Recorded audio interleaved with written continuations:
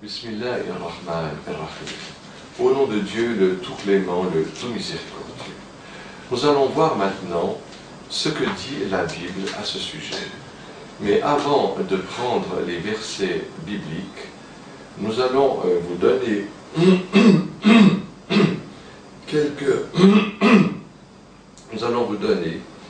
quelques points de repère afin de vous montrer que il n'est plus possible à notre époque de se référer à tout ce qu'on trouve dans la Bible, parce que bien que nous trouvons des choses fort belles et fort justes, il y a des choses qui sont tout à fait inacceptables.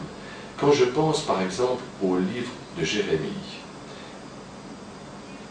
dans ce livre de Jérémie, au chapitre 8 et au verset 11, nous lisons que les prophètes disent des mensonges et que les scribes qui écrivent le livre de Dieu disent aussi des mensonges.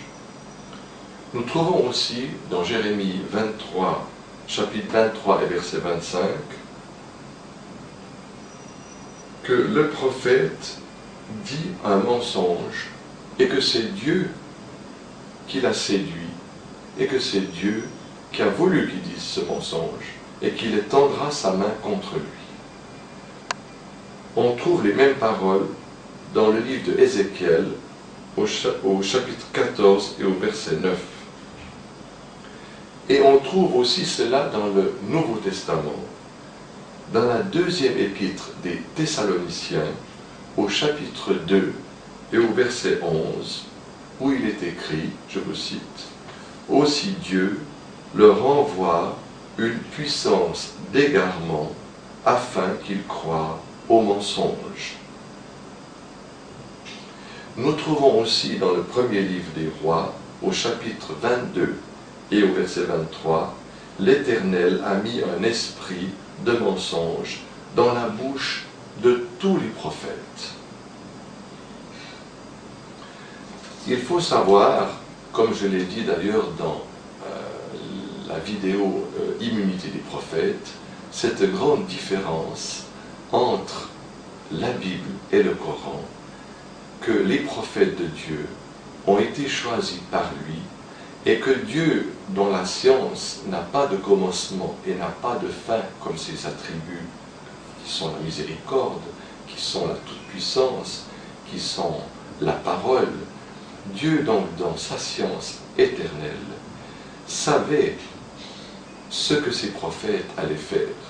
Il savait à l'avance ce qu'ils allaient être. Et Dieu, dans son choix, les avait choisis, et c'est pourquoi il avait choisi les meilleurs des hommes, afin que ceux-ci transmettent son message. Un prophète ne pouvait pas dire à son peuple, ne dites pas de mensonges, ne commettez pas l'adultère, ne volez pas, ne tuez pas quelqu'un sans raison valable, et lui-même se mettre à commettre l'adultère, à dire des mensonges et à voler. Il n'y avait pas besoin pour Dieu d'envoyer des prophètes pour montrer le mauvais exemple et montrer aux hommes comment faire des péchés. Les prophètes étaient là pour montrer justement le bon chemin, et si le prophète disait des mensonges, on ne pouvait même plus avoir confiance dans le message qu'il transmettait. Donc vous voyez, nous avons ici une chose qui n'est pas du tout acceptable. Et c'est pourquoi on trouve dans la Bible des choses qui sont tout à fait fausses et tout à fait absurdes, bien qu'il y a aussi des choses justes. Pourquoi? Parce qu'à l'origine, la Torah, les rouleaux d'Abraham, les psaumes de David, l'évangile de Jésus, sont des livres divins. Et c'est pourquoi le musulman croit en ces livres, mais non pas dans ce que nous avons aujourd'hui, mais dans ces livres, dans leur authenticité primordiale et dans leur langue aussi, car Dieu dit dans le Coran qu'il n'a jamais envoyé un prophète dans son peuple que lorsque celui parle la langue de ce peuple, afin que le peuple comprenne. Si Dieu envoie un prophète en Chine, pour les Chinois, il ne va pas leur parler l'espagnol. Donc chaque prophète est envoyé dans la langue de son peuple afin que son peuple le comprenne. Aussi, nous avons quelques points de repère dans l'épître, dans non, dans les écrits de Paul, ou en tout cas qui lui sont attribués, dans le deuxième livre des Corinthiens, au chapitre 2 et au verset 17, et aussi dans le livre des Galates, au chapitre 1 et au verset 6, Paul dit ceci, « Car nous ne falsifions point la parole de Dieu comme le font plusieurs. » Donc là, nous avons un point de repère qui nous montre qu'au temps de Paul, à l'époque où il a vécu, il y avait déjà, selon les écrits attribués à Paul, des gens qui falsifiaient le véritable évangile. Parce que dans le Coran, Dieu dit toujours que l'évangile, il le dit d'ailleurs au singulier, el-Injil, il ne dit pas les évangiles, el-Anajil, il dit el-Injil, le livre de la lumière que nous avons révélé à Jésus. Et c'est ce en quoi croient les musulmans. Seulement, les évangiles actuels ne sont pas cet évangile-là. Il y a des choses justes. Il y a par exemple un fil conducteur unique dans les 4 évangiles où chaque fois qu'on vient demander à Jésus « Qu'est-ce que je dois faire pour avoir la vie éternelle et pour être sauvé ?» Et toujours Jésus va répondre la même phrase que son frère Moïse « Paix et bénédiction de Dieu soient sur eux. Écoute Israël, le Seigneur ton Dieu est le seul Dieu. Tu n'adoreras que lui, tu l'aimeras de tout ton cœur, de toute ta force, de toute ton âme. » Et il rappelle les 10 commandements que Dieu a donnés à Moïse. C'est les autres commandements qui constituent la relation entre le croyant et son prochain. Donc nous trouvons aussi des choses tout à fait justes, mais des choses qui ne le sont pas. Donc nous allons prendre ce que dit la Bible au sujet que Jésus est Fils de Dieu et prendre les preuves que la Bible pourrait nous donner. Pour cela, je vais vous citer, non pas mes paroles, mais les paroles d'un très grand shir qui s'appelle El-Rahmatullah El-Hindi, qui a écrit un livre où se trouve de 1000 pages, où se trouve en détail tout ce que je vous dis dans ces cassettes.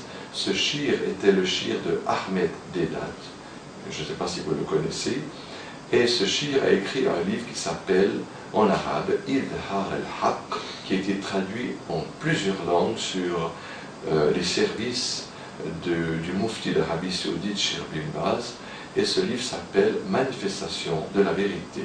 Je vais vous citer quelques paroles de ce shir qui a très très bien étudié toute la Bible.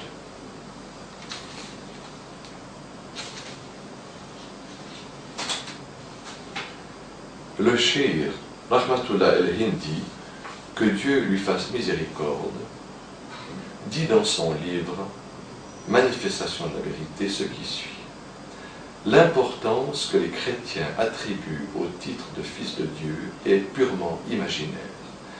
D'abord parce que le titre de Fils de Dieu est contrebalancé par celui de Fils de l'homme et de Fils de David, que Jésus lui-même s'est donné plus d'une fois.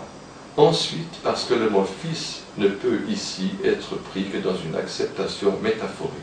Fils signifie le produit de l'union de deux êtres, sens qu'il ne saurait avoir dans notre cas. C'est donc par pure métaphore qu'on l'applique à Jésus. Ce nom est d'ailleurs donné à d'autres que Jésus, de même qu'on donne le nom de fils de diable à des impies. Nous lisons dans l'évangile de Matthieu, au chapitre 5 et au verset 9 et aussi au verset 44 et 45, ce qui suit. Heureux ceux qui procurent la paix, car ils seront appelés enfants de Dieu. Mais moi je vous dis, aimez vos ennemis, bénissez ceux qui vous maudissent, afin que vous soyez enfants de votre Père qui est dans les cieux. Ici, la Bible appelle fils de Dieu ceux qui font le bien. On lit dans la même épître de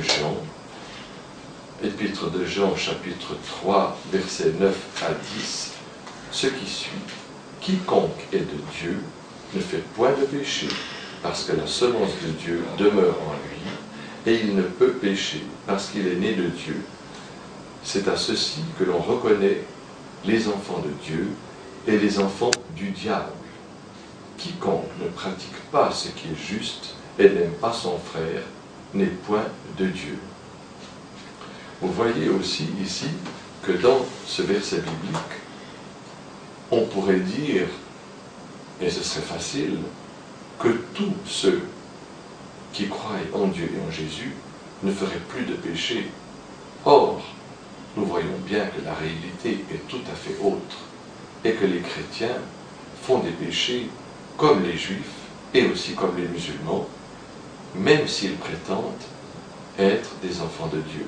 C'est pourquoi Dieu a dit dans le Coran, les chrétiens et les juifs te disent, nous sommes ses enfants et ses préférés, réponds-leur, si vous êtes les enfants de Dieu et ses préférés, pourquoi vous punit-il, vous tourmente-t-il pour vos péchés? Vous n'êtes qu'une portion des hommes qu'il a créés parmi toutes les autres, et Dieu accorde ses grâces à qui il veut. Ces versets sont